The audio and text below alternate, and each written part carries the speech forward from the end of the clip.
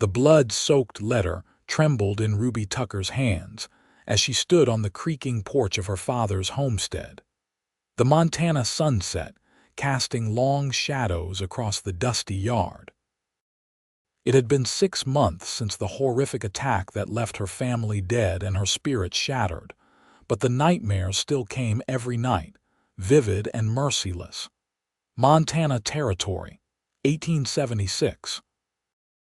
Ruby had returned to the empty home with nothing but scars both visible and hidden, and a reputation tarnished by whispers and rumors that followed her from town to town. At 22, she was already considered damaged goods, a woman with a past too dark for decent society. Miss Tucker. Ruby startled, the letter crumpling in her grip as she spun around. She hadn't heard anyone approach, and her hand instinctively moved to the small revolver hidden in the folds of her skirt. A tall figure stood at the edge of the property, silhouetted against the dying light. Broad-shouldered and straight-backed, he remained respectfully at a distance. "Beg your pardon for the intrusion," the man called out, his voice deep but gentle. "I'm Ethan Ryder. Sheriff Donovan mentioned you might need help with the property." Ruby's throat tightened. She'd been back for 3 days, and already the town had sent someone to check on the poor, ruined woman. The thought made her stomach twist with indignation. "I don't need charity, Mr. Ryder," she replied stiffly, "or supervision." He took a single step forward, then stopped when he saw her tension. The fading light revealed a man perhaps 5 years her senior, with eyes that seemed to hold their own private sorrow. "Not offering either, madam. I ranch the adjacent property now. Bought it 4 months back from the Wilsons." He gestured to the fence line barely visible in the distance. "Your well feeds from the same creek as mine. Thought we might discuss water rights before the dry season hits." Ruby studied him carefully. His clothes were worn but clean, and though he carried a revolver on his hip, his stance held no threat. Still, she'd learned the hard way that men's intentions were rarely what they seemed. "Tomorrow," she said finally. "In daylight. You can come by afternoon." Ethan Ryder nodded, touched the brim of his hat respectfully. "Tomorrow then, Miss Tucker." As he turned to leave, she called out, "Mr. Ryder, did the sheriff tell you anything else about me?" He paused, looked back over his shoulder. "Only that you're the rightful owner of this land. The rest ain't my business unless you choose to make it so." Long after he'd disappeared into the gathering darkness, Ruby stood frozen on the porch, the letter still clutched in her hand. It was the first conversation she'd had in months that wasn't colored by pity or morbid curiosity. She didn't trust it would last. Morning came with the relentless optimism that Ruby had grown to resent. Sunlight streamed through the cracks in the boarded-up windows of her childhood bedroom, illuminating the dust motes dancing in the air. She'd slept fitfully, as always, but had managed to avoid the worst of the nightmares. Rising from the narrow bed, she splashed cold water on her face from the basin and regarded her reflection in the cracked mirror. The scar that ran from her left temple to her jaw had faded to a silvery line, but it was still visible, a permanent reminder of that night. Her once vibrant auburn hair hung limply around her face, and shadows darkened the skin beneath her blue eyes. "You're alive," she whispered to herself, the same words she'd repeated every morning since the attack. That's enough. But was it? The question haunted her as she dressed in a simple brown skirt and cream blouse, then tied back her hair. The homestead had once been a place of joy, filled with the laughter of her parents and younger brothers. Now it echoed with emptiness, every corner holding memories too painful to confront. Ruby had spent the previous day taking inventory of what remained. The raiders had stolen most of the valuables, but the infrastructure of the small ranch was intact. The barn needed repairs, the fences required mending, and the fields lay fallow. It was too much for one person, especially a woman alone, but Ruby had nowhere else to go. The sound of hoofbeats approaching pulled her from her thoughts. Glancing at the small clock on the mantel, she realized it was just past noon. Ethan Ryder was punctual, at least. Ruby took a deep breath, straightened her shoulders, and stepped outside. The day was warm, with a gentle breeze carrying the scent of wild grass and pine from the distant mountains. Under different circumstances, it might have been pleasant. Ethan Ryder rode a tall chestnut gelding, his form easy in the saddle in a way that spoke of a lifetime spent on horseback. He was clean-shaven today, revealing a strong jawline and features that were handsome without being too refined.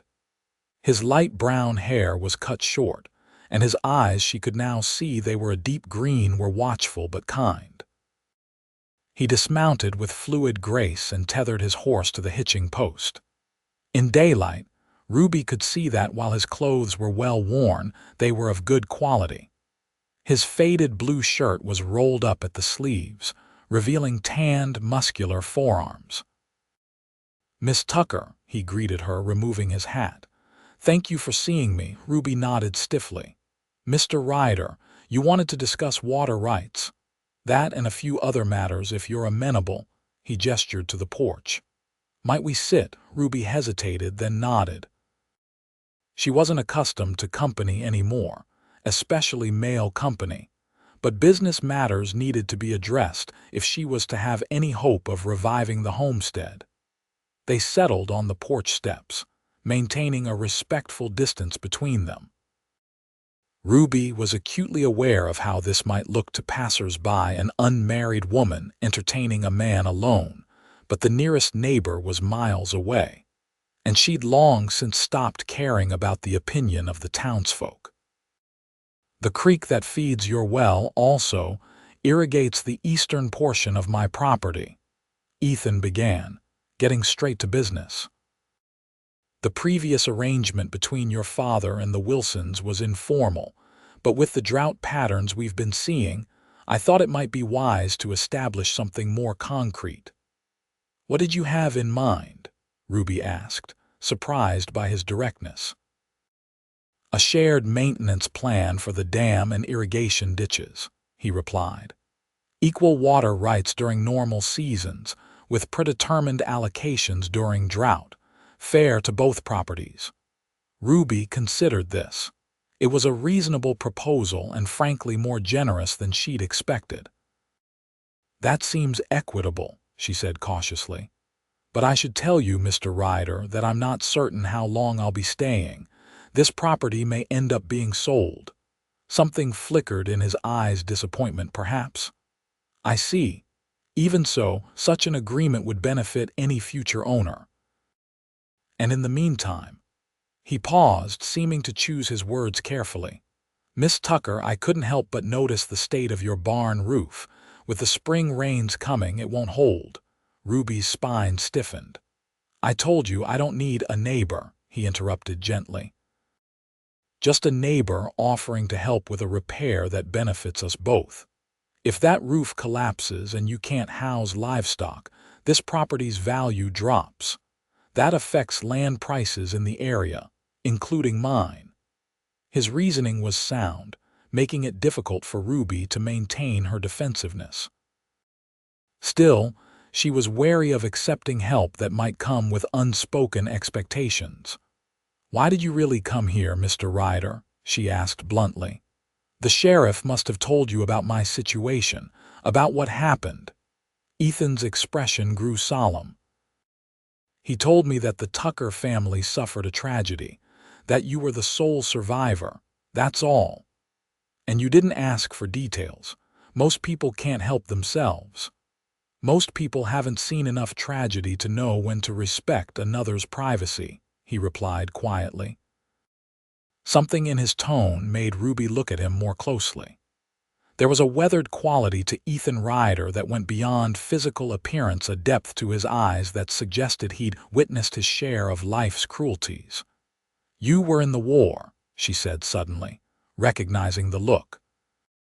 Her father had had friends who'd fought, men who carried invisible wounds that sometimes showed in their gaze. Ethan nodded once. Union cavalry. 8 years now since Appomattox, but some days it feels like yesterday. The admission created an unexpected bridge between them. Ruby found herself relaxing slightly, though she maintained her guard. "My roof," she said after a moment. "What would you want in exchange for helping with it?" "Your help with my harvest come fall," he replied promptly. "I'm short-handed, and an extra pair of hands, even for a few days, would be valuable." It was a fair trade, one that acknowledged her dignity by asking for labor rather than offering charity. Ruby appreciated that more than he could know. "Very well," she agreed. "When would you want to start?" "I could bring materials and tools tomorrow if that suits you." Ruby nodded. "Tomorrow, then." As Ethan rose to leave, he hesitated. "Miss Tucker, there's one other matter. Sheriff Donovan mentioned you might be looking for work in town. I happen to know that Mrs. Hollister at the general store is seeking help. Her arthritis has been troubling her lately." Ruby's eyebrows rose in surprise. She'd planned to seek employment but hadn't expected opportunities to be presented to her so readily. "Thank you for the information," she said cautiously. Ethan replaced his hat. "It's a small community, Miss Tucker. Not everyone is quick to judge or slow to help." He met her eyes directly. "I'll see you tomorrow around 9 if that's agreeable." After he'd ridden away, Ruby remained on the porch, puzzled by the encounter. Ethan Ryder was unlike most men she'd met, straightforward but not presumptuous, helpful but not insistent. It was refreshing, if unsettling. She didn't trust it, couldn't afford to. But for the first time since returning to the homestead, Ruby felt a tiny spark of something that might, with care, grow into hope. True to his word, Ethan arrived the next morning with a wagon loaded with lumber, tools, and roofing materials. He wasn't alone. A young boy of perhaps 16 accompanied him, introduced as Jesse, a hired hand from his ranch. "Thought an extra set of hands would make the work go faster," Ethan explained as they unloaded supplies. "And Jesse here is lighter on his feet than me, better for roof work." Jesse, a lanky youth with a shock of unruly blonde hair, grinned at Ruby. "Mr. Ryder says I'm part squirrel. Ma says I'm just too foolish to fear falling." Despite herself, Ruby smiled. The boy's cheerful manner was contagious. "Well, I'm grateful for the help, foolish or otherwise." They worked through the morning, with Ethan and Jesse tackling the roof while Ruby cleared debris from the barn's interior. The rhythmic sound of hammering filled the air, punctuated occasionally by Jesse's laughter or Ethan's low, patient instructions. By midday, the spring sun had grown warm, and Ruby brought out a pitcher of water and the bread and cheese she'd prepared. The men thanked her and settled in the shade of a large oak tree that stood near the barn. "This is mighty fine bread, Miss Tucker," Jesse said between enthusiastic bites. "Thank you," Ruby replied, surprised to find herself pleased by the compliment. "It's my mother's recipe." "You should taste her apple pie," Ethan said to Jesse. "The Tuckers used to bring one to every harvest festival, best in the county." Ruby stared at him, startled. "You knew my family." Ethan set down his cup, his expression turning apologetic. "Not well. I grew up about 30 miles east of here, but my father would bring us to Silver Creek for the festivals. I remember your father's laugh, it could fill a room, and your mother's pies. I was just a boy then." The casual mention of her parents, recalled not with pity but with genuine fondness, caught Ruby off guard. Most people now spoke of the Tucker family in hushed, somber tones, as if they'd never been anything but victims of a terrible crime. "I'd forgotten about those festivals," she said softly. "My mother would spend days preparing, and father would complain about the waste of time, but he'd be the first one ready to go on the morning of." Sounds like my pa, Jessie chimed in. Grumbles about every social gathering, then ends up being the last to leave.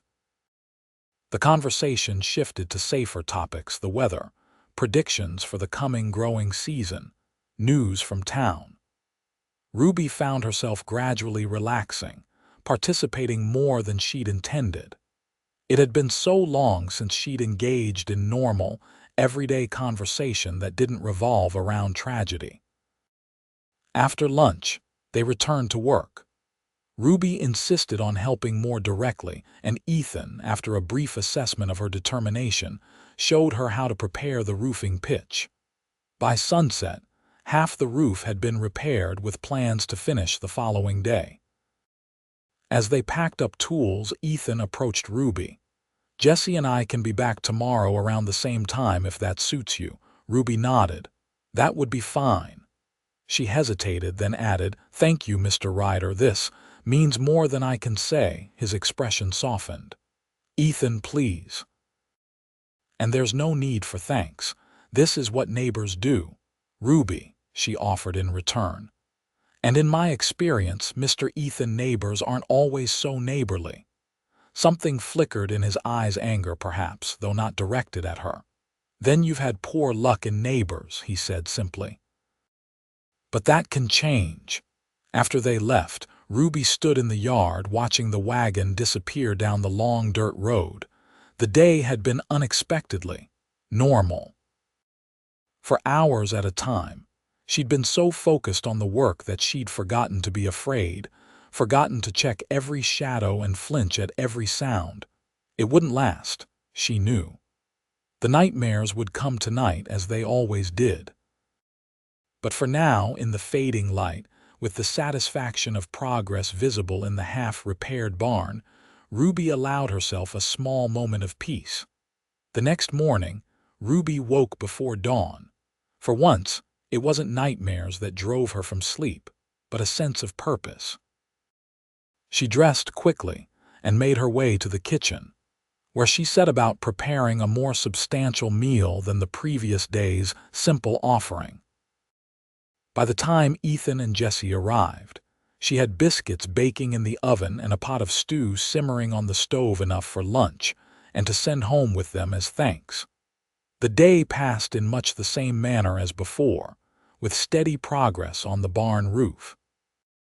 By mid-afternoon, the job was complete, and the three of them stood back to admire their handiwork. "Tight as a drum," Ethan declared, satisfaction evident in his voice. "That'll hold against anything short of a tornado." Jessie, dusty and tired but grinning, nodded in agreement. "Best roof raising I've been part of. And the best eating, too," he added with an appreciative glance toward Ruby. As they cleaned up the worksite, Ethan approached Ruby. "I meant to mention yesterday I'm heading into town tomorrow to speak with Mrs. Hollister. If you'd like to come along, you could inquire about that position." Ruby hesitated. The thought of facing the townsfolk with their whispers and stares made her stomach clench, but she needed the work, and putting it off wouldn't make it any easier. "Thank you," she said finally. "I would appreciate the ride. I'll come by around 8 then." Ethan studied her face briefly, as if trying to read her thoughts. "Ruby, the people of Silver Creek, they're not all unkind, but if anyone says something that distresses you, you just say the word and we'll leave." His protectiveness was unexpected, and Ruby wasn't sure how to respond. Part of her bristled at the implication that she needed protection, while another part she'd thought long buried was comforted by the offer. "I can handle a few wagging tongues," she said, more sharply than she'd intended. Then, softening her tone, she added, "But thank you for the concern." After Ethan and Jessie departed, Ruby spent the evening preparing for the trip to town. She washed her best dress, a simple blue cotton that had once brought out the color of her eyes, and laid it out for the morning. She practiced responses to the questions she might face, rehearsing polite but firm deflections. Sleep eluded her that night, but for once, It wasn't just the familiar terrors that kept her awake. There was anxiety about facing Silver Creek, yes, but also a strange, almost forgotten feeling: anticipation. The possibility, however small, that tomorrow might bring something other than pain or emptiness. When Ethan arrived the next morning, right on time, Ruby was waiting on the porch. She'd pinned her hair up neatly and wore the blue dress with a cream-colored shawl. The scar on her face couldn't be hidden, but she'd arranged her hair to partially obscure it. Ethan's expression when he saw her was difficult to read. There was appreciation there, certainly, but also something deeper, a respect that had nothing to do with her appearance. "You look lovely, Ruby," he said simply, helping her up onto the wagon seat. The ride to town was mostly silent, but not uncomfortably so. Ruby watched the landscape roll by, reacquainting herself with the hills and valleys she'd known since childhood. Occasionally, Ethan would point out changes: a new fence line here, a recently built cabin there, but mostly he let her observe in peace. As they approached Silver Creek, Ruby's anxiety returned full force. The small town had been the site of her humiliation after the attack, when rumors and speculation had run rampant. She'd left 6 months ago, unable to bear the mixture of pity and morbid curiosity that greeted her everywhere she went. "We can turn around," Ethan said quietly, noticing her tension. "Come back another day." Ruby shook her head. "No, better to face it now than live in dread." He nodded, respect evident in his gaze. "For what it's worth, I think you're one of the bravest people I've met, and I served with some brave men." The unexpected compliment warmed something cold inside her. "You hardly know me," she said, but without her usual defensiveness. "I know enough," he replied simply. Silver Creek hadn't changed much in 6 months. The main street still consisted of a general store, a small hotel, the sheriff's office, a saloon, and various other businesses catering to the needs of the surrounding homesteads and ranches. People moved about their business, the ordinary rhythm of a small frontier town in spring. Ethan drove directly to Hollister's general store, parking the wagon in front. As Ruby prepared to descend, he offered his hand. She hesitated only briefly before accepting it, his warm grip steady and reassuring. The bell above the door jingled as they entered. Mrs. Hollister, a plump woman in her 60s with iron-gray hair and sharp eyes, looked up from her ledger. Recognition dawned on her face, followed by surprise, and to Ruby's relief a genuine smile. "Ruby Tucker, as I live and breathe," she said, coming around the counter. "It's good to see you, child. We heard you'd returned to your father's place." "Mrs. Hollister," Ruby greeted her, suddenly unsure how to proceed. I heard you might be looking for help in the store." The older woman's eyes darted between Ruby and Ethan, a knowing look crossing her features. "Indeed I am. These old hands don't work like they used to." She held up fingers gnarled with arthritis. "Ethan mentioned you might be interested." Ruby shot Ethan a quick glance, surprised that he'd already spoken to Mrs. Hollister on her behalf. He gave a small shrug, looking slightly abashed. "I may have gotten ahead of myself," he admitted. Mrs. Hollister chuckled. "Well, since you're here, let's discuss it properly." She gestured to a small table in the corner of the store. "Ethan, I believe Mr. Peterson at the feed store was asking after you earlier. Something about a shipment of seed." It was a transparent attempt to speak with Ruby alone, but Ethan took the dismissal gracefully. "I'll see to that then," he said. To Ruby, he added, "I'll be back in about an hour if that's enough time." Ruby nodded, strangely reluctant to see him go. As the door closed behind him, Mrs. Hollister's expression grew more serious. "Now then," she said, settling into a chair across from Ruby. "Let's talk honestly, shall we? I need help 3 days a week more during busy seasons."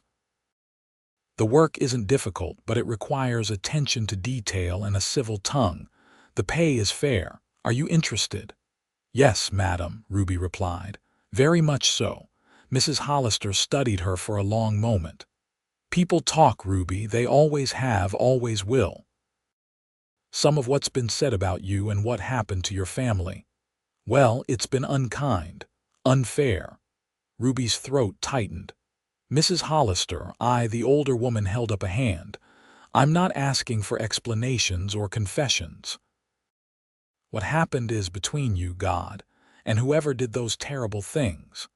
What I need to know is whether you're strong enough to face the gossip that will surely come when you start working here." The blunt question caught Ruby off guard, but she appreciated the older woman's directness. "I survived worse than words, Mrs. Hollister," she said quietly. "I can handle the talk." A smile creased the storekeeper's weathered face. "That's what I thought. You've got your mother's backbone." She extended her hand. "The position is yours if you want it. Starting next Monday, 8 until 4, 3 days a week." Relief washed over Ruby as she shook the offered hand. "Thank you. I won't disappoint you." "See that you don't," Mrs. Hollister replied, but her eyes were kind. "Now, before Ethan returns, I should mention he's a good man. One of the best in these parts. Whatever help he's offering, you can trust it comes with no hidden price." Ruby felt heat rise to her cheeks. "We're just neighbors, Mrs. Hollister."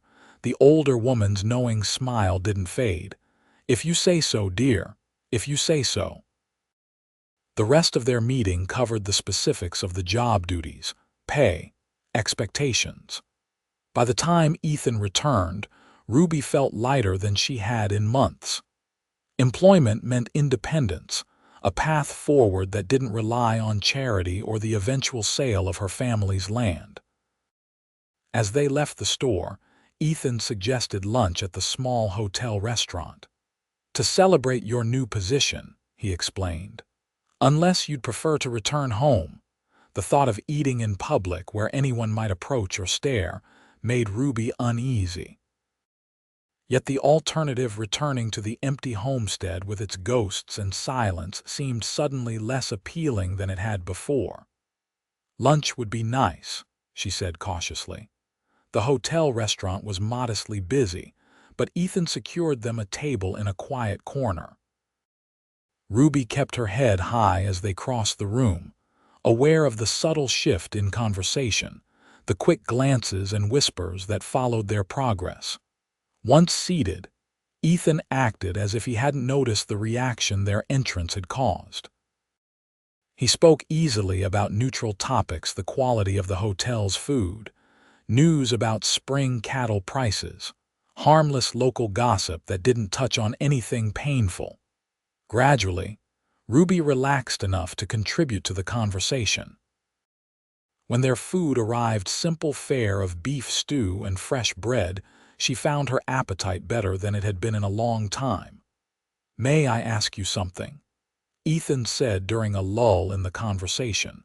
Ruby tensed slightly but nodded. "The homestead, you mentioned you might sell it. Is that what you truly want?" The question was unexpected.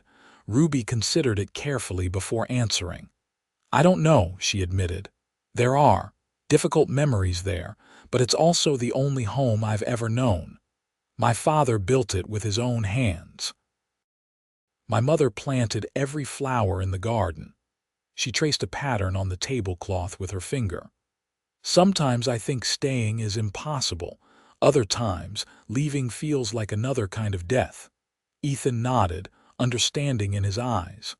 "After the war, I couldn't go back to my father's farm. Every familiar thing seemed wrong somehow, as if I was seeing it through different eyes. I wandered for nearly 2 years before I found a place that felt right again. And that place was here, next to my family's land." There was no accusation in her tone, only curiosity. "The Wilson property came up for sale at the right time," he said. "I had no idea who owned the neighboring homestead when I bought it. The Wilsons only mentioned that the adjacent property had been abandoned after a tragedy." He met her gaze directly. "I didn't know it was yours until Sheriff Donovan told me you were returning." Ruby believed him. There was an openness to Ethan Ryder that made deception seem foreign to his nature. It was both comforting and terrifying. Comforting because sincerity was rare in her experience, terrifying because it made him harder to dismiss. "Whatever you decide about the homestead," he continued, "there's no rush. Land will always sell in these parts, and in the meantime—" He hesitated, choosing his words carefully. "In the meantime, having a neighbor might make it easier to stay, if that's what you choose." The offer of ongoing support was implicit but clear. Ruby didn't know how to respond. 6 months ago, she would have rejected such overtures outright, too wounded and distrustful to accept help from anyone, especially a man. Now, after just a few days of Ethan's steady, respectful presence, she found herself considering the possibility. "Perhaps," she said finally. It wasn't a commitment, but it wasn't a rejection either. The ride back to the homestead was companionable, with Ruby feeling more at ease than she had in town. The success of securing employment and navigating her first public appearance without disaster had lifted her spirits considerably. As they approached her property, however, something felt wrong. Ruby sat up straighter, scanning the horizon with sudden alertness. "Ethan," she said sharply, "there's smoke coming from behind the house." He saw it too, a thin column of gray smoke rising into the clear sky. Without hesitation, he urged the horses to a faster pace, covering the remaining distance at a trot. As they rounded the bend in the road, the source of the smoke became clear. A small fire had been lit in the yard behind the house, with what appeared to be furniture and personal items piled onto it. Standing beside the blaze was a man Ruby didn't recognize, tall and rough-looking, with a week's worth of beard and clothes that had seen better days. Ethan pulled the wagon to a halt and was on the ground before it fully stopped. "Stay here," he told Ruby, his hand moving to the revolver at his hip. But Ruby was already climbing down from the other side, fear and anger overriding caution. "That's my mother's hope chest he's burning," she said, her voice tight with fury. The stranger looked up as they approached, surprise and then wariness crossing his features. He had to be in his 30s, with hard eyes and a scar that bisected one eyebrow. "This is private property," Ethan called out, his voice stern but controlled. "You're trespassing." The man spat to one side. "Ain't no trespassing on abandoned land," he retorted. "This place has been empty for months, finders keepers." "It's not abandoned," Ruby stepped forward, despite Ethan's warning glance. "It's my home, and you're destroying my family's belongings."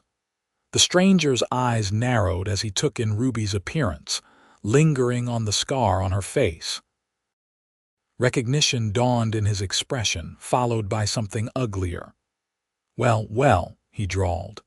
"If it ain't the Tucker girl, heard you was dead along with the rest, or wished you was." He gestured to the fire. "Just cleaning up what nobody wanted, doing a public service, you might say." Ethan moved subtly, positioning himself slightly in front of Ruby. "You've made a mistake," he said, his tone deceptively calm. "Now I suggest you put out that fire and be on your way before this becomes a matter for Sheriff Donovan." The man snorted. "Sheriff's 10 miles away in town." Lot can happen before he'd get here. His hand drifted toward his own weapon. "Besides, ain't nothing valuable left in this place anyway, already checked." Ruby's blood ran cold at the implication that he'd been through her home, touching her family's possessions, invading the space that held her few remaining memories. "Get off my land," she said, her voice low and steady despite the trembling that had started in her limbs. The man's gaze shifted between Ruby and Ethan, assessing. Whatever he saw made him reconsider his stance. Perhaps it was the steely determination in Ruby's eyes, or the dangerous stillness in Ethan's posture, the calm readiness of a man who'd faced violence before and wasn't afraid to do so again. "Ain't worth the trouble," the stranger muttered finally. He kicked dirt onto the fire, partially smothering it. "Place is cursed anyway. Everyone knows what happened to the Tuckers. Same might happen to you if you stay," he added with a malicious glance at Ruby. "That's enough," Ethan said sharply. "Leave. Now." The man shrugged, affecting nonchalance, but his movements as he gathered his few belongings were hurried. He mounted a scrawny horse tethered nearby and rode off without looking back, dust rising in his wake.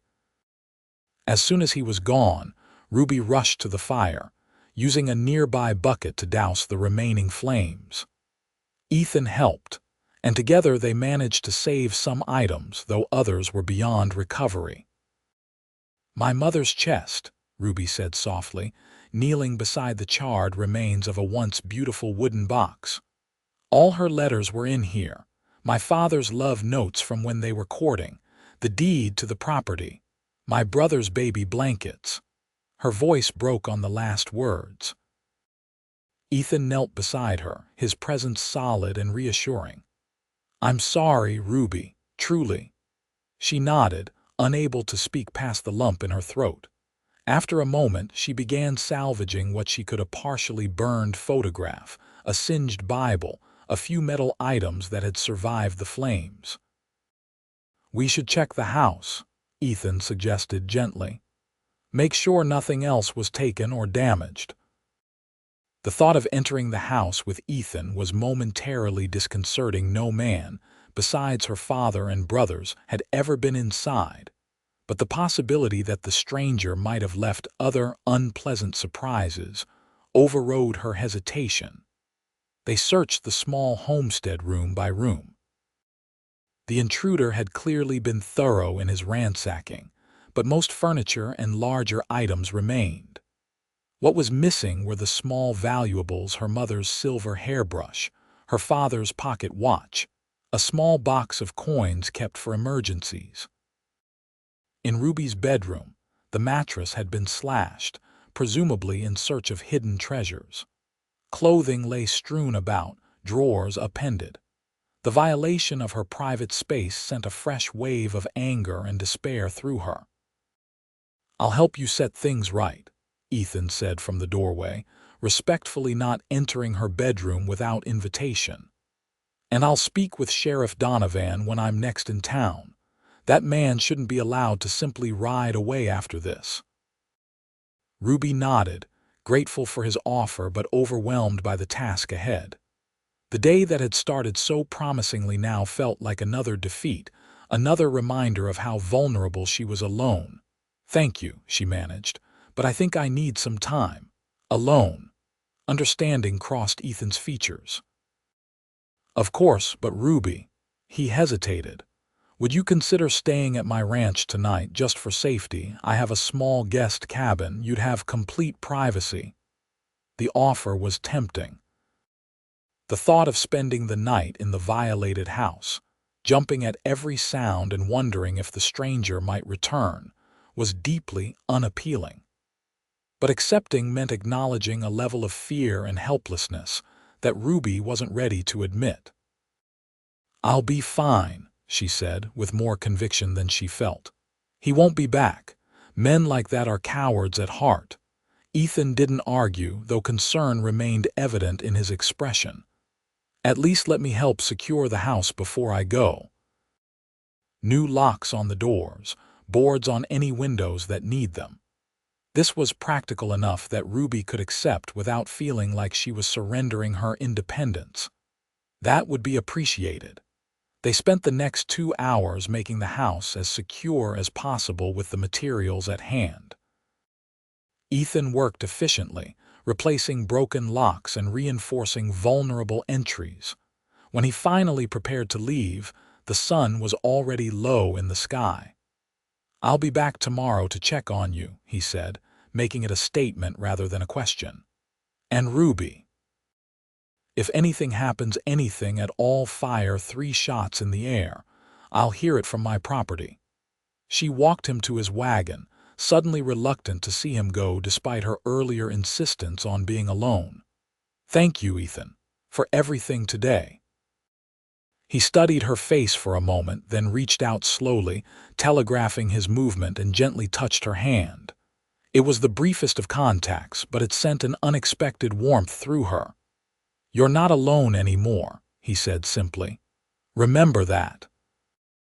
After he'd gone, Ruby stood in the yard until the wagon disappeared from view.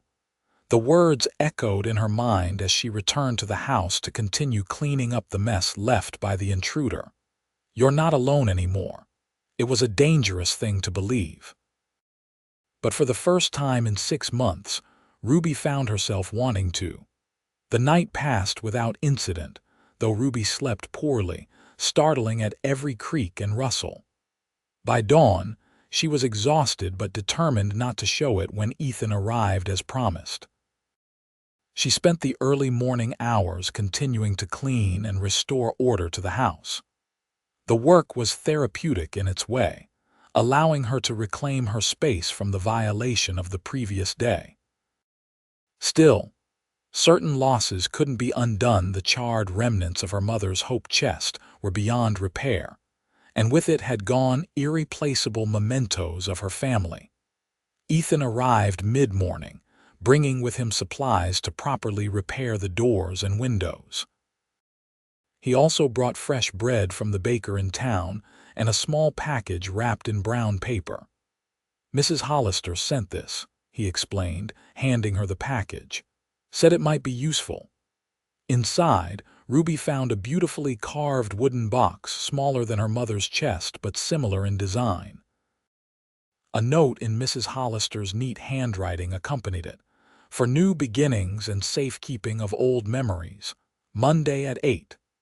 The unexpected kindness brought tears to Ruby's eyes. "That was thoughtful of her," she managed, running her fingers over the smooth wood. "She's a good woman," Ethan agreed. "Practical but compassionate. She lost her husband and son in the war, understands grief better than most." Ruby hadn't known that about Mrs. Hollister. It cast the storekeeper's straightforward manner in a new light, not simply the brusqueness of age, but the hard-won directness of someone who'd navigated their own path through devastating loss. "I'll have to thank her properly on Monday," Ruby said, carefully setting the box aside. They worked together through the morning, securing the house more thoroughly than had been possible the previous evening. Ethan had brought proper locks and tools, and under his guidance, Ruby learned basic carpentry skills that would serve her well in maintaining the homestead. As they worked, conversation flowed more easily than before. Ruby found herself asking about Ethan's ranch, how large it was, what he raised, how many hands he employed. "It's modest," he told her as they repaired a window frame. 40 acres of decent grazing land, another 20 of cropland. "I run about 60 head of cattle, mostly Herefords. Keep a few horses. I've been breeding them on the side, hoping to develop that part of the business. And workers. Besides Jesse, just 2 others, brothers named Miguel and Carlos Mendoza. Good men, hard workers. They live in a bunkhouse on the property." He handed her a nail. "It's enough to get by, with prospects for growth if the next few seasons are kind." Ruby was impressed despite herself. Ethan couldn't be more than 30, yet he'd established himself as an independent rancher in an area where many men twice his age still struggled to claim a foothold. "You've accomplished a lot in a short time," she observed. He shrugged, but looked pleased by her assessment. "Had some luck. And good teachers along the way." He hesitated, then added, "The land can be harsh, but it rewards persistence, rather like life itself, I suppose." The simple philosophy resonated with Ruby.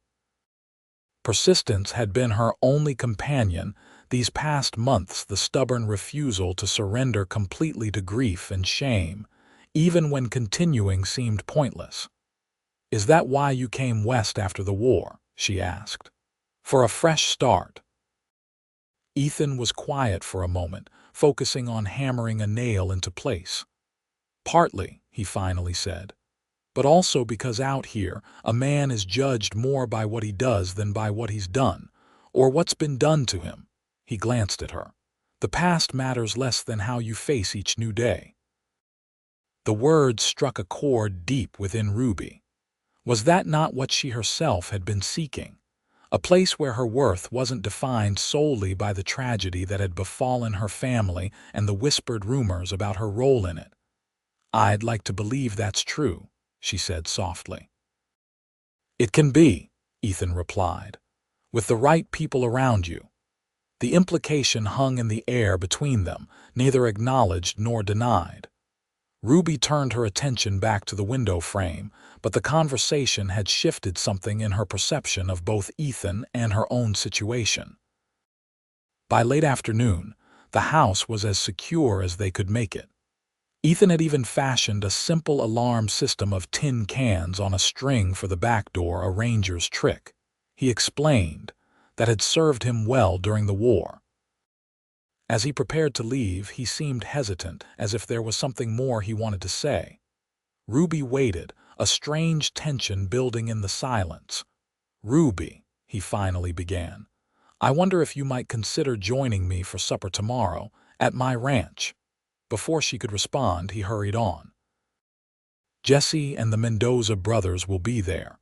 It's nothing formal, just a Saturday meal, but I thought—" He trailed off, uncharacteristically uncertain.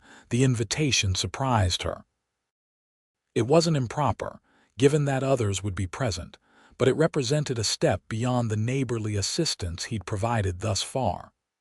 I'm not sure," she said honestly. The thought of socializing, of being a guest at a table with men she barely knew, awakened old anxieties. Understanding crossed Ethan's features. "Of course, it was just a thought." He smiled to show he took no offense. "The invitation stands whenever you might feel ready."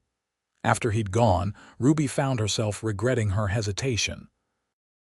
The prospect of an evening in company, even limited company, suddenly seemed less daunting than another night alone with her thoughts and memories. Before she could talk herself out of it, she penned a quick note. "I would be pleased to accept your kind invitation for tomorrow evening." "What time should I arrive?" "Ruby." Early the next morning, she walked to the fence line separating their properties and left the note attached to a post where Ethan would find it during his rounds. By midday, a response had appeared in the same spot. "Delighted you'll join us. I'll come for you at 5. Ethan, the prospect of the dinner gave Ruby's day new purpose. She spent hours cleaning herself and the house, then faced the dilemma of what to wear. Her wardrobe was limited, consisting mostly of practical work clothes and the one good blue dress she'd worn to town.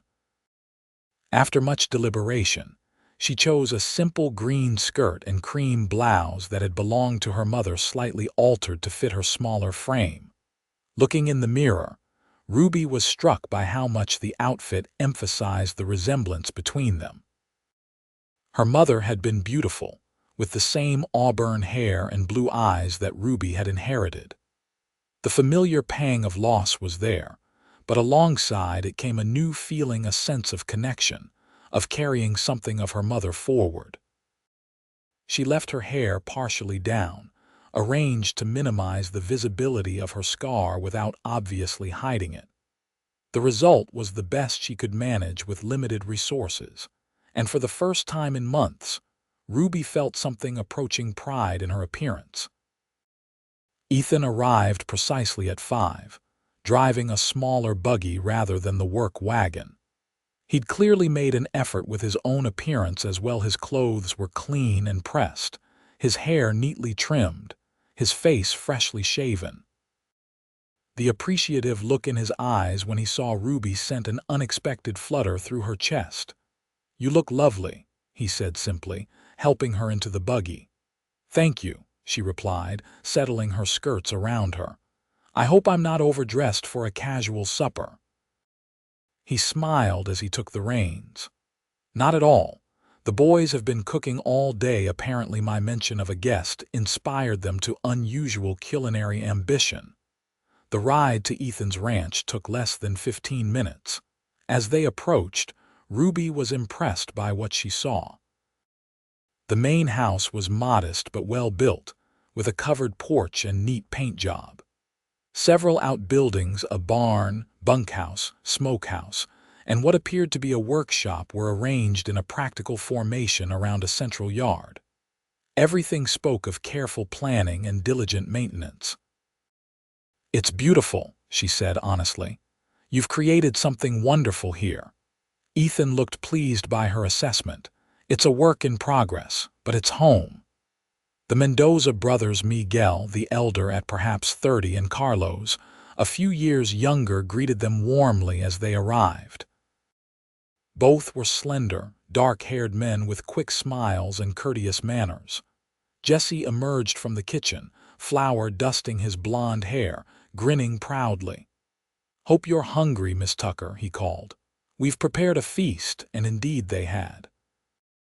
The table in Ethan's dining room was laden with an impressive spread of roasted chicken, vegetables from the early garden, fresh bread, and even a pie that Jesse announced he'd made himself, following his mother's recipe. The meal was unlike anything Ruby had experienced in months. The conversation flowed easily, with Jesse and the Mendoza brothers sharing amusing stories about ranch life and good-naturedly teasing Ethan about his exacting standards. For his part, Ethan accepted their ribbing with good humor, occasionally offering a witty retort that sent the others into laughter. What struck Ruby most was the obvious respect and affection that existed between Ethan and his workers. This wasn't the relationship of a boss to employees, but something closer to family, a band of men who genuinely cared for one another's welfare. As the meal progressed, Ruby found herself relaxing, even contributing a few stories of her own about life on her family's homestead before the tragedy. The men listened attentively, laughing at the humorous parts and respectfully acknowledging the more poignant memories without pressing for details she wasn't ready to share. After dinner, they moved to the porch, where Miguel produced a guitar and began playing soft, melodic tunes. The music, combined with the gentle spring evening and the company of people who asked nothing of her beyond her presence, created a sense of peace Ruby had thought forever lost to her. As the night deepened and stars appeared in the clear sky, the Mendoza brothers and Jesse excused themselves, leaving Ruby and Ethan alone on the porch. The silence between them was comfortable, laden with unspoken understanding rather than awkwardness. "Thank you," Ruby said finally, "for tonight. For everything these past days." Ethan turned to look at her, his expression serious in the faint light from the window. "You don't need to thank me, Ruby. Your company has been a gift." The simple sincerity in his voice caught her off guard. "I don't understand you, Ethan Ryder," she admitted. "Most men would have stayed well clear of a woman with my reputation, my history." He was quiet for a long moment, considering his response. "When I returned from the war," he said finally, "I was broken in ways that didn't show on the outside. The things I'd seen done, they haunted me. Still do sometimes." He looked out into the darkness. "People who hadn't been there couldn't understand. They expected me to simply resume life as if nothing had changed when everything had." Ruby listened, sensing he was sharing something he rarely spoke of. "I was fortunate," he continued. "I found people who didn't demand explanations or expect me to be someone I no longer was. They simply offered what I needed most, the space to find my way back to living, not just surviving." His gaze returned to her face. "That's all I've tried to do for you, Ruby. Offer that same space." The words touched something deep within her, a recognition of shared experience despite their different paths. Ethan understood, as few could, what it meant to carry invisible wounds alongside the visible ones. "What if I can't find my way back?" she asked softly, voicing the fear that haunted her darkest moments. "What if this half-life is all that's left for me?" Ethan reached out slowly, giving her time to withdraw if she wished, and gently took her hand. It was the first deliberate, lingering touch they'd shared, and Ruby was surprised by how natural it felt. "Then you build something new," he said simply. "Something different but no less valuable, but Ruby." His grip tightened slightly. "I don't believe that's your fate. There's too much strength in you, too much life still waiting to be lived." His confidence in her future, a confidence she couldn't yet share, was both terrifying and exhilarating.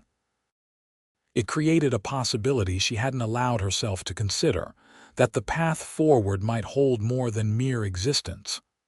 "I should get home," she said after a moment, though with reluctance. "It's getting late." Ethan nodded, releasing her hand. "Of course." The ride back to her homestead passed mostly in companionable silence, each lost in their own thoughts. When they arrived, Ethan insisted on checking the property before leaving her for the night, a precaution after the previous day's intrusion that Ruby appreciated more than she would admit. "All seems secure," he reported, returning to the porch where she waited. "But remember 3 shots if you need anything." "I will," she promised. "And Ethan, thank you again for tonight. It was healing in a way I didn't expect." His smile in the moonlight made her heart skip a beat. "Good night, Ruby Tucker," he said softly. "Sleep well." To her surprise, she did. For the first time in months, Ruby slept through the night without nightmares, waking only with the dawn light filtering through her window. The realization brought tears to her eyes, not of sorrow, but of cautious hope. The following week established a new rhythm to Ruby's life. Monday, Wednesday, and Friday she worked at Hollister's general store, gradually adjusting to being back in the public eye. There were still whispers and curious glances, but Mrs. Hollister's matter-of-fact support made them easier to bear. The work itself was satisfying, organizing inventory, assisting customers, keeping accounts, and the independence of earning her own money boosted Ruby's confidence. On her days at home, she focused on reclaiming the homestead, clearing overgrown gardens and making small repairs. Ethan often stopped by, sometimes with Jesse or one of the Mendoza brothers, offering assistance with the heavier work. They rebuilt the chicken coop, mended fences, and began preparing a small plot for vegetables. Saturday suppers at Ethan's ranch became a regular occurrence, a bright point in Ruby's week that she found herself anticipating with growing pleasure. The easy camaraderie of those evenings, with their blend of good food, music, and undemanding companionship, slowly helped rebuild her trust in human connection. As spring deepened toward summer, Ruby noticed a subtle shift in her relationship with Ethan. Their conversations grew more personal, their silences more charged with unspoken feelings. The occasional brush of hands or meeting of eyes lingered longer each time. Neither pushed beyond the boundaries of propriety, but both seemed aware of the current running between them. One evening in early June, nearly a month after their first meeting, Ethan invited Ruby for a ride to show her a special place on his property. They set out in the late afternoon, when the heat of the day had begun to soften into evening warmth. "It's not much farther," Ethan promised as they followed a narrow trail through a stand of pines. "Just over this rise." As they crested the small hill, Ruby gasped. Before them lay a hidden meadow, carpeted with wildflowers in full bloom: blue lupines, orange poppies, purple asters, and dozens of other varieties, creating a riot of color in the golden light. "It's beautiful," she breathed, dismounting from her horse. Ethan smiled, pleased by her reaction. I found it by accident my first spring here. Thought it might be the prettiest sight in the territory." He glanced at her, something warm in his gaze. "Until recently, that is." The compliment made her blush, but Ruby didn't deflect it as she once would have. Instead, she moved farther into the meadow, letting her fingers trail through the tall grasses and flowers. "I used to dream of places like this," she said. "When I was away after everything, I'd close my eyes and try to remember the beauty of home, not just the horror of that night." It was the first time she'd directly referenced the attack in Ethan's presence. He came to stand beside her, close but not touching. "May I ask what happened, Ruby? Not out of curiosity, but because I think it might help you to speak of it. If you're ready." Ruby stared out across the meadow, considering. No one had heard the full story, not Sheriff Donovan, not the doctor who'd treated her wounds, not the distant aunt in Colorado who'd taken her in afterward. She'd kept it locked inside, letting others fill the gaps with speculation and rumor. But here, in this place of unexpected beauty, with this man who'd shown her nothing but respect and kindness, the need to unburden herself suddenly outweighed the fear of judgment. "It was last October," she began quietly. "A Thursday evening. My father and brothers were late coming in from the fields. Mother and I were preparing supper when we heard horses approaching." She took a deep breath. "4 men, strangers. They said they needed water for their horses, maybe a meal if we could spare it. My mother, she was always hospitable, invited them to wait on the porch while she prepared plates." Ethan remained silent, his presence steady beside her. They seemed ordinary enough at first, trail-worn but polite. One even complimented my mother's flower garden. Ruby's voice grew distant as the memories surfaced. "But then my father and brothers returned and something changed. The men grew tense. There was an argument I never knew about what exactly. Then suddenly there were guns drawn." She wrapped her arms around herself, as if warding off a chill despite the warm evening. "It happened so fast after that. Shots fired. My youngest brother, Thomas, fell first. He was only 14. Her voice broke slightly. "My father tried to protect us, but there were too many of them. They killed him next, then James, my other brother." Ethan moved imperceptibly closer, offering silent support. "My mother pushed me toward the back door, told me to run. One of the men caught her before she could follow. I heard her scream as I fled." Ruby touched the scar on her face. "I didn't get far. The leader, a man with cold eyes and a voice like gravel, caught me at the edge of the property. He had a knife." She fell silent for a long moment. "I don't remember much after that, just pain and his voice saying terrible things. He left me for dead among the trees. I laid there all night listening to them ransacking the house, afraid to move. By morning they were gone. So was everything of value, and my family." Tears were falling freely now, but Ruby made no move to wipe them away. "Sheriff Donovan found me when he came to investigate the smoke. They'd set fire to the barn before leaving. He got me to the doctor, but it was too late for the others." Ethan's voice was hoarse when he finally spoke. "And the men, were they ever caught?" Ruby shook her head. "The sheriff organized a posse, but the trail was already cold. They headed north, that's all anyone knows for certain." She drew a shuddering breath. "There were rumors afterward that they weren't just random outlaws, that they'd come specifically for my father or for something he had. That I must have done something to provoke the attack. People always need explanations, and when there aren't any clear ones, they invent their own." "Ruby," Ethan said, his voice gentle but firm. "Nothing you did or didn't do could have justified such violence. Nothing." She turned to face him fully for the first time since beginning her story. "In my head, I know that. But here," she touched her heart, "I still wonder if there was something I could have done differently, if I could have saved them somehow." Ethan's expression was grave.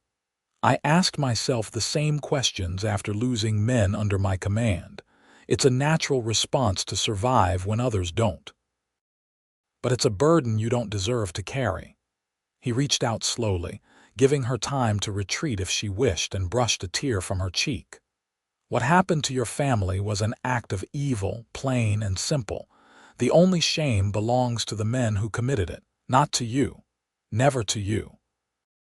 Something broke open inside Ruby at his words, a dam she'd built around her grief and guilt. She swayed slightly, and Ethan's arms came around her, steady and sure. For the first time since the attack, she allowed herself to be held, to draw strength from another person. "I keep thinking they'll come back," she whispered against his chest, "that they'll learn I survived and return to finish what they started." Ethan's arms tightened protectively. "If they do, they'll find you're not alone anymore." "But Ruby," he pulled back slightly to meet her gaze, "living in fear of what might happen robs you of the life you still have. The life your family would want for you." The truth of his words resonated deeply. Her parents had been loving, joyful people who embraced life fully. They would be heartbroken to see her existing in the shadow of their deaths, too afraid to reach for happiness again. "How do I start?" she asked, the question encompassing far more than she could articulate. Ethan's smile was gentle. "You already have. Every day you get up, go to work, rebuild your home, those are acts of courage, of living." His hand moved to cradle her face, careful of her scar.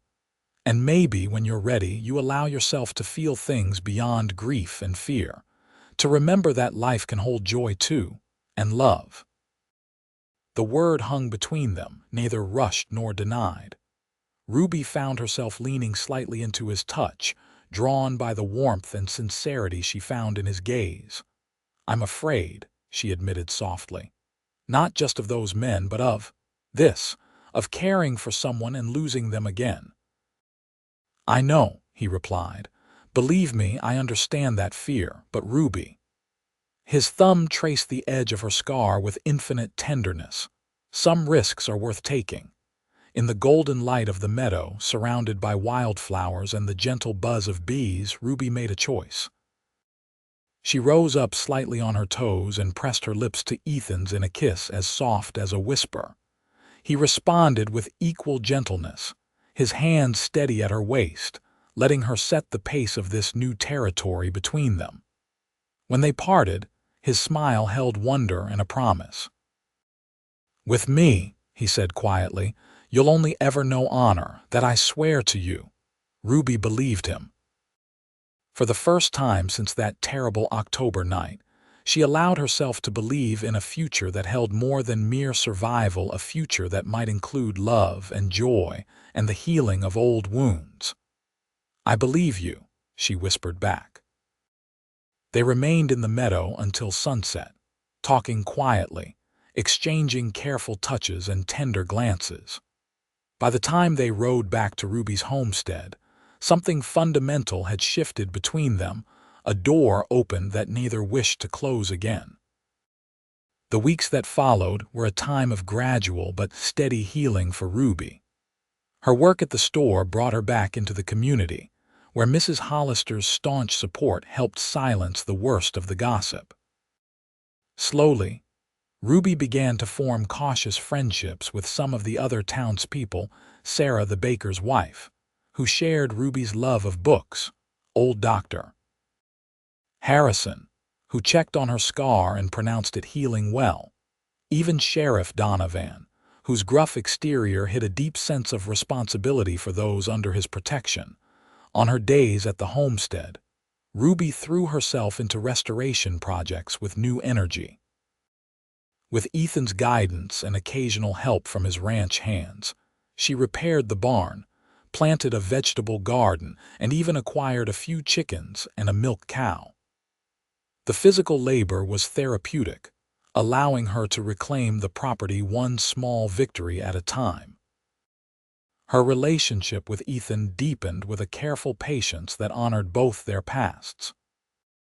Their time together included working side by side on their respective properties, shared meals with his ranch family, quiet conversations on her porch in the evening, and increasingly tender moments stolen in private. Ethan never pushed beyond what Ruby was comfortable with, seeming to understand instinctively when she needed space and when she craved closeness. By midsummer, it was common knowledge in Silver Creek that Ethan Ryder was courting Ruby Tucker. While a few disapproving glances still came her way, most of the community had accepted, even embraced the relationship. In a frontier town where happiness was a hard-won commodity, few begrudged it to others who had suffered. One warm July evening, after a community dance in town that Ruby had actually enjoyed, Ethan drove her home in his buggy. They traveled in comfortable silence, Ruby's head resting lightly on his shoulder, both content in the simple pleasure of proximity. As they approached her homestead, however, Ruby sensed a change in Ethan's posture, a new tension that hadn't been there before. "Is everything all right?" she asked as he helped her down from the buggy. Ethan smiled, though there was a nervousness to it that she rarely saw in him. "Yes, just. There's something I'd like to discuss with you. If you're not too tired from the dance," curiosity piqued. Ruby nodded. "Of course." They settled on the porch swing that Ethan had built for her last month, a replacement for the one destroyed in the raid. The night was beautiful, with a full moon illuminating the yard, and the scent of her revived garden hanging in the air. Ethan seemed uncharacteristically hesitant, his usual confidence replaced by an endearing uncertainty. "Ruby," he began finally, "these past months with you have been the happiest of my life. You know that, don't you?" She nodded, a flutter of anticipation building in her chest. "They've been precious to me as well."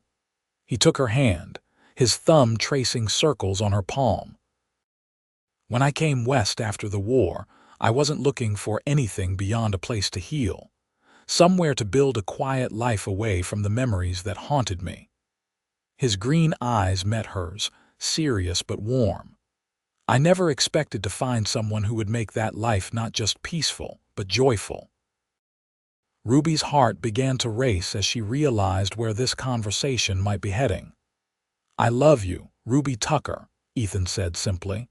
"Your strength, your kindness, your courage in facing each day. I love the way you hum when you're gardening and the furrow between your brows when you're concentrating on account books.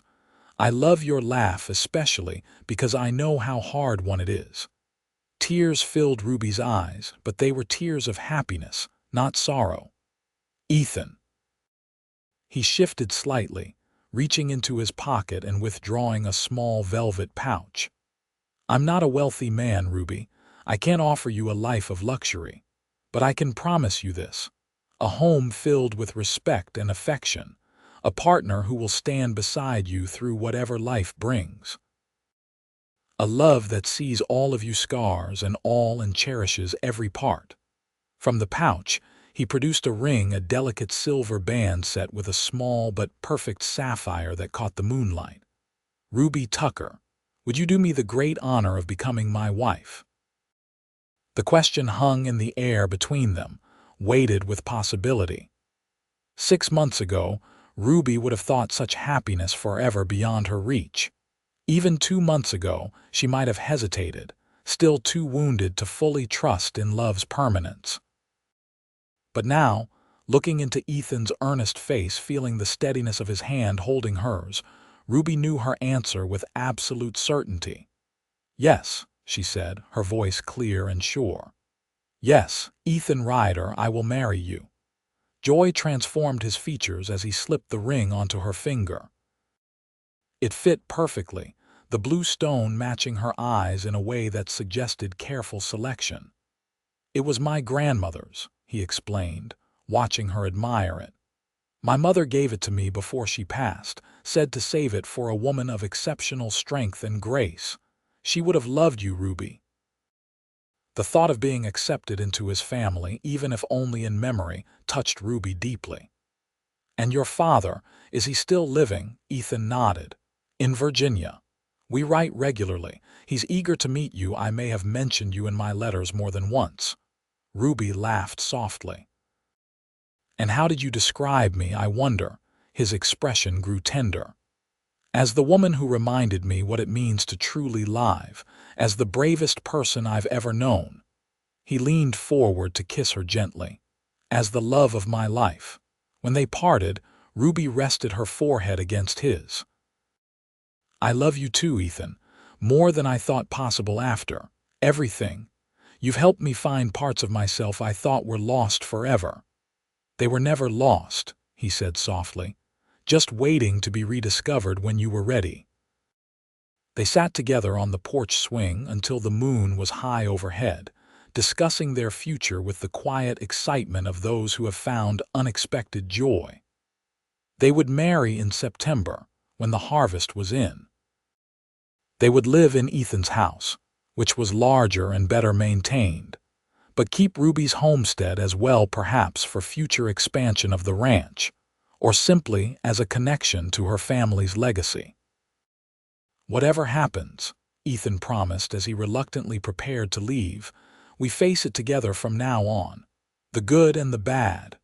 Ruby touched the ring on her finger, still marveling at the turn her life had taken. "Together," she agreed. "Always." The news of their engagement spread quickly through Silver Creek and was met with general approval. Mrs. Hollister was particularly pleased, claiming with a satisfied air that she'd predicted it from the first day. Ethan had inquired about employment for Ruby. "Saw the way he looked at you," she told Ruby with a knowing smile. "Like a man who'd found something precious he thought was lost forever." Preparations for the wedding occupied much of Ruby's time in the weeks that followed. There was a dress to make, arrangements to finalize, decisions about how to combine their households. But beneath the practical considerations ran a current of profound gratitude that sometimes overwhelmed her when she least expected it. One evening in mid-August, Ruby stood in the garden behind her house, watching the sunset paint the sky in shades of pink and gold. The vegetables were flourishing, promising a good harvest, and the flower beds she'd replanted in memory of her mother were alive with color and fragrance. "Penny for your thoughts," came Ethan's voice from behind her. Ruby turned with a smile, reaching for his hand as he joined her. "I was just thinking about how much has changed since spring, how much I've changed." He brought her hand to his lips, pressing a kiss to her knuckles. "For the better, I hope." "Yes," she said softly. "I used to think I'd never feel whole again, that the best I could hope for was to somehow exist despite the pain." She looked around at the revived homestead, then back to the man who had helped make it possible. "I never imagined I could find joy again, or love." Ethan's expression was tender as he drew her into his arms. "You deserved both all along, Ruby. I'm just grateful I was here when you were ready to accept them." They stood together in the fading light, the future stretching before them, not perfect, not guaranteed to be without difficulty, but filled with possibility and the promise of shared strength. Whatever came, they would face it as they had faced the past, with courage, with honesty, and with unwavering love. For Ruby Tucker, soon to be Ruby Ryder, that was more than enough. It was everything. The wedding day dawned clear and bright, a perfect September morning with just enough crispness in the air to herald the coming autumn. Ruby stood at her bedroom window, watching the first golden rays of sunlight touch the land that had been her family's legacy and would now be part of her future with Ethan. There was a gentle knock at the door, and Mrs. Hollister entered, carrying a small wooden box. In the weeks leading up to the wedding, the storekeeper had taken on an almost maternal role in Ruby's life, offering practical advice and emotional support in her no-nonsense way. "Nearly time," Mrs. Hollister said, setting the box on the dresser. "How are you feeling, child?" Ruby turned from the window, a smile illuminating her features. "Peaceful," she answered honestly. "Happy." The older woman nodded in approval. "As you should be. Ethan Ryder is a good man, and you deserve happiness after all you've endured." She opened the box, revealing a delicate silver hair comb adorned with small pearls. "This was mine on my wedding day. I'd like you to wear it something borrowed as tradition demands." Touched by the gesture, Ruby accepted the comb with careful hands. "Mrs. Hollister, I don't know what to say." "Thank you, Margaret," the older woman corrected with a rare smile. "I think we're past formalities at this point, don't you?" Ruby nodded, blinking back unexpected tears. "Margaret, then. Thank you." The storekeeper helped Ruby with the final touches of her preparations. The wedding dress was simple but beautiful ivory satin with delicate lace trim that Sarah, the baker's wife, had helped her sew. Her auburn hair was arranged in an elegant twist, now adorned with Margaret's pearl comb, and she wore a small locket containing miniature portraits of her parents, a treasured item that had somehow survived the raid, hidden in a book that the intruders had overlooked. "There," Margaret said, stepping back to assess the final effect. "You look radiant, Ruby. Absolutely radiant." A soft knock at the door preceded the entrance of Sheriff Donovan, uncharacteristically formal in a clean black suit, his usually gruff demeanor softened by the occasion. "Miss Tucker," he said, removing his hat, "it's nearly time. If you're ready." In the absence of her father, Ruby had asked the sheriff to escort her down the aisle, a request that had visibly moved the usually stoic lawman. He had been the one to find her after the attack, to ensure she received medical care, to organize the posse that had unsuccessfully pursued her family's killers. The bond forged in those dark days had evolved into a steady, protective friendship that Ruby valued deeply. "I'm ready," she replied, gathering her small bouquet of wildflowers similar to those from the meadow where Ethan had first kissed her. The ceremony was being held in Silver Creek's small church, with a reception to follow at Ethan's ranch, soon to be their shared home. As Sheriff Donovan escorted her in the buggy he'd brought for the occasion, Ruby felt a profound sense of transition. She was not forgetting or abandoning her past, but rather carrying it with her into a future filled with new promise. The church was filled to capacity when they arrived. It seemed the entire community had turned out for the occasion, a show of support that would have been unimaginable to Ruby 6 months earlier. Through the open doors, she could see Ethan waiting at the altar, tall and handsome in his best suit, Jesse serving proudly as his best man. "You ready, Miss Tucker?" Sheriff Donovan asked quietly as they paused at the church entrance. Ruby took a deep breath, her hand resting lightly on his arm. "I am," she said with certainty. "And Sheriff, thank you for everything." The older man's eyes grew suspiciously bright. "It's been my honor," he replied gruffly. "Now let's not keep that fine man waiting any longer." The simple ceremony passed in a blur of emotion for Ruby. She would later remember snippets with perfect clarity. The look of wonder and love in Ethan's eyes as she walked toward him. The warm pressure of his hands holding hers as they exchanged vows. The gentle slide of the gold band joining her engagement ring. The minister's words pronouncing them husband and wife. Their first kiss as a married couple was met with enthusiastic applause from the assembled guests. As they turned to face their community as Mr. and Mrs. Ryder, Ruby felt a completeness she had once thought forever beyond her reach. The reception at the ranch was a joyous affair, with tables set up in the yard under strings of lanterns that would illuminate the celebration as evening fell. Miguel and Carlos Mendoza had prepared a feast that combined traditional American dishes with specialties from their Mexican heritage. Jesse had once again outdone himself with desserts, including a beautiful wedding cake adorned with fresh flowers. As the afternoon progressed into evening, there was music and dancing, laughter and congratulations. Ruby found herself surrounded by well-wishers, many of whom had once viewed her with suspicion or pity, but now offered genuine happiness for her new beginning. "Mrs. Ryder," Ethan murmured in her ear as they shared a quiet moment between dances. "How does it sound?" Ruby looked up at her husband, the words still new and wonderful in her mind, and smiled. "Like home," she replied simply. As the celebration continued around them, Ethan drew her slightly away from the crowd, toward the porch of what was now their shared home. In the fading light, with music and laughter creating a backdrop of joy, he took both her hands in his. "I made you a promise once," he said softly.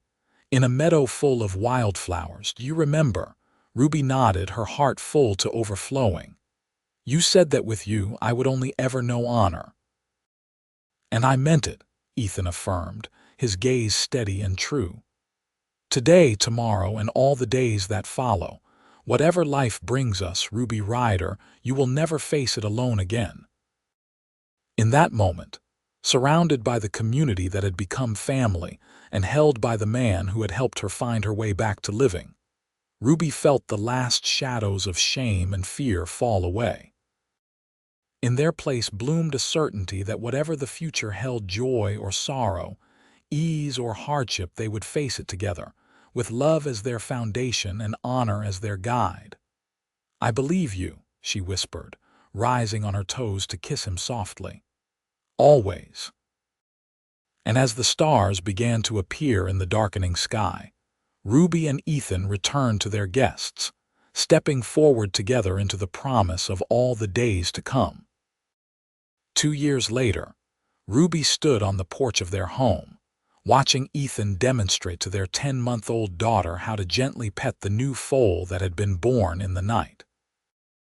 Emily Rose Ryder, named for Ethan's mother and Ruby's, was the image of her father with her light brown hair and green eyes, but she had inherited Ruby's curiosity and determination. "Gentle, Emmy," Ethan was saying, his large hand guiding his daughter's tiny one over the foal's soft muzzle. "That's it. See? She likes you." Emily giggled, a sound that never failed to fill Ruby's heart with joy. The little girl had been a surprise blessing, conceived on their honeymoon and born after an easy pregnancy that Dr. Harrison had overseen with special care. The ranch had prospered in the 2 years since their marriage. With Ruby's help managing the accounts and household, Ethan had been able to expand their cattle operation and develop his horse breeding program. The first Ryder-bred colts had sold for excellent prices at the spring auction, establishing their reputation for quality stock. Ruby's homestead hadn't been sold after all. Instead, they'd renovated it as a guest house for visitors, and as accommodation for the additional ranch hands they'd hired as the operation grew. The Mendoza brothers still lived in the bunkhouse on the main property, though Miguel was now courting a young woman from town and would likely need his own home soon. Jesse had remained with them as well, now 18, and showing real talent as a horse trainer. He doted on little Emily, fashioning toys for her and spending hours entertaining her with stories and songs. Life wasn't perfect, of course. There had been challenges: a difficult winter, a period of drought that threatened their crops, a fever that had swept through the community and left several families in mourning. But through it all, Ethan and Ruby had faced each difficulty together, drawing strength from their shared love and commitment. "Mama," Emily called, spotting Ruby on the porch. "Horsey," Ruby smiled and descended the steps to join her family. "I see the Horsey, sweetheart. Isn't she beautiful?" Ethan's arm came around Ruby's waist as she reached them, drawing her close against his side. "Not as beautiful as her mama," he murmured, pressing a kiss to Ruby's temple. After 2 years of marriage, such casual affection was commonplace between them, but it never failed to warm Ruby's heart. Ethan had been true to his promise. She had known only honor, respect, and love as his wife. "Flattery will get you everywhere, Mr. Ryder," she teased, leaning into his embrace. Emily, bored with the adults' conversation, squirmed to be put down. Once on her feet, she toddled toward the barn where Jesse could be seen leading out another horse. "Careful, Emmy," Ethan called, but his tone was more proud than concerned. Their daughter had inherited not only his looks but his natural affinity for horses, showing no fear of the large animals. "She'll be riding before she walks properly," Ruby observed with a smile. "Like her mother," Ethan replied. "I've never seen anyone take to horseback riding as quickly as you did once you decided to learn." It was true. After their marriage, Ruby had asked Ethan to teach her to ride properly, a skill her father had begun but never completed.